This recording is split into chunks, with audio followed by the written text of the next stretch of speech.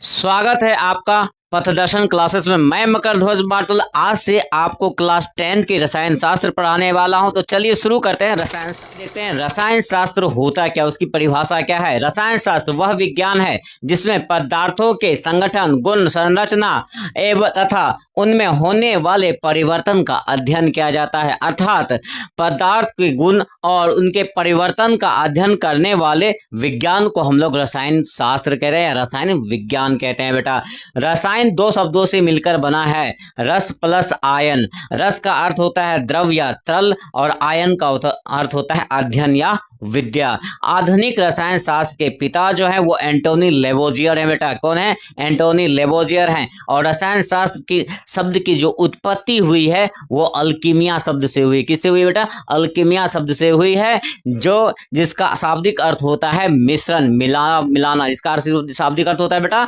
मिश्रण, मतलब मिलाना होता है। तो सब होता। आइए सबसे पहले चैप्टर रासायनिक अभिक्रिया एवं समीकरण को पढ़ते हैं। चलिए शुरू करें। आसपास कुछ न कुछ परिवर्तन होते रहता है, हर वक्त हर समय कुछ न कुछ परिवर्तन होते रहता है। चाहे वो दूध से दही का बनना है, चावल से भात का बनना हो, चाहे लोहे में जंग लगना हो, वो हर समय हर वक्त कुछ न कुछ परिवर्तन होते रहता है। ये सभी परिवर्तन रासायनिक अभिक्रियाओं के द्वारा होते हैं। किस कारण होते हैं बेटा? रासायनिक अभिक्रिया के द्वारा होते हैं। तो क्वेश्चन बनता है कि रासायनिक अभिक्रिया आखिर है क्या? तो रासायनिक अभिक्रिया वह प्रक्रिया है बेटा। रासायनिक अभिक्रिया वह प्रक्रिया जिसमें एक या एक से अधिक पदार्थ आपस में अभिक्रिया करके एक नए पदार्थ का निर्माण करते हैं, और उस पदार्थ का गुण होता है वो भिन्न होता है। वह पदार्थ का गुण भिन्न होता है, उसे ही हम क्या कहेंगे बेटा? रासायनिक अभिक्रिया कहेंगे। जैसे अगर हम हाइड्रोजन और क्लोरीन को मिक्स करें, हाइड्रोजन और क्लोरीन को सूर्य के प्रकाश में रख के अभिक्रिया कराते हैं, तो क्या बनता है बेटा? हाइड्रोजन क्लोराइड बनता है। क्या बनता है? हाइड्रोजन क्लोराइड बनता है। तो इस वाले भाग को क्या कहेंगे और इस वाले भाग को क्या कहेंगे गुरुजी? तो इस तरफ वाले को हम लोग अभिकारक कहेंगे और इस तरफ वाले को प्रतिफल कहते हैं। अभिकारक क्या है? जो पदार्थ रासायनिक अभिक्रिया में भाग लेता है। जो पदार्थ रासायनिक अभिक्रिया में भाग लेते हैं उसे हम लोग अभिकारक कहते हैं, और जो रासायनिक अभिक्रिया के फलस्वरूप नए पदार्थ बनते हैं उसे हम लोग प्रतिफल कहते हैं। जैसे एग्जाम्पल में हम लोगों ने देख रहे हैं कि 2H2 प्लस O2, ये क्या हो जाएगा बेटा? यहाँ पर ये अभिकारक हो जाएंगे। क्या हो जाएंगे? अभिकारक होंगे। और नए पदार्थ बन गए 2H2O, जिसे हम लोग प्रतिफल कहेंगे बेटा। क्या कहेंगे? प्रतिफल कहेंगे। तो रासायनिक अभिक्रिया में भाग लेने वाले ये लोग क्या कर रहे हैं? रासायनिक अभिक्रिया में भाग ले रहे हैं, इन्हें अभिकारक कहेंगे। और भाग लेने के बाद जो नए पदार्थ बने हैं उसको क्या कहेंगे? प्रतिफल कहेंगे। क्या कहेंगे बेटा? रासायनिक अभिक्रिया होने के बाद उसकी कुछ विशेषताएं भी होती चाहिए, उस विशेषताओं को देखते हैं। तो कुछ रासायनिक अभिक्रिया के फलस्वरूप गैस भी उत्पन्न होती है। जब पदार्थ आपस में अभिक्रिया करेंगे तो उसमें क्या निकलता है? गैस भी निकलता है। दूसरा नंबर, कुछ रासायनिक अभिक्रियाएं जब होती है तो उसमें कुछ ठोस पदार्थ भी बन जाते हैं, ठोस अवक्षेप भी निकलता है।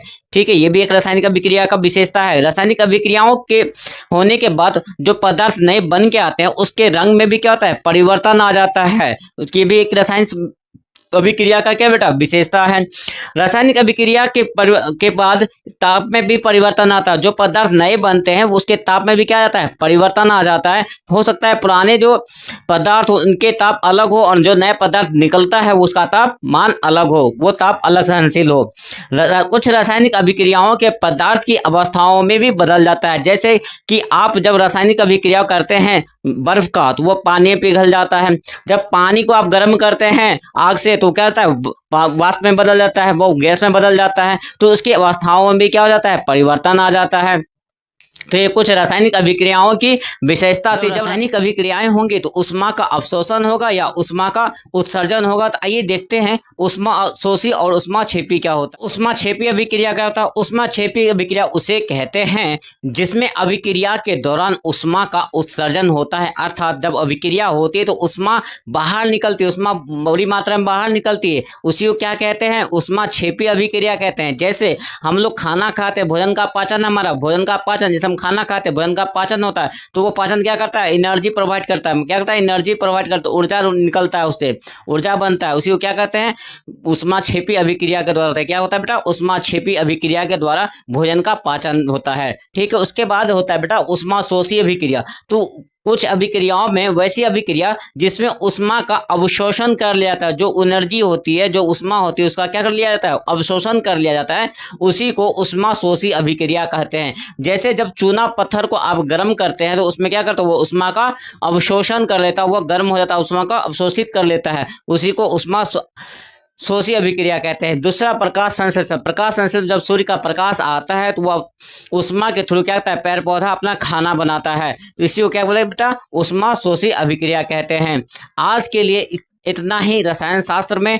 अगर आपको कोई भी क्वेश्चन पूछना है तो कमेंट करो, और मजा अच्छा लग रहा हो तो अपने दोस्तों के साथ शेयर करो, सब्सक्राइब करो, लाइक करो, कमेंट करो। Thank you.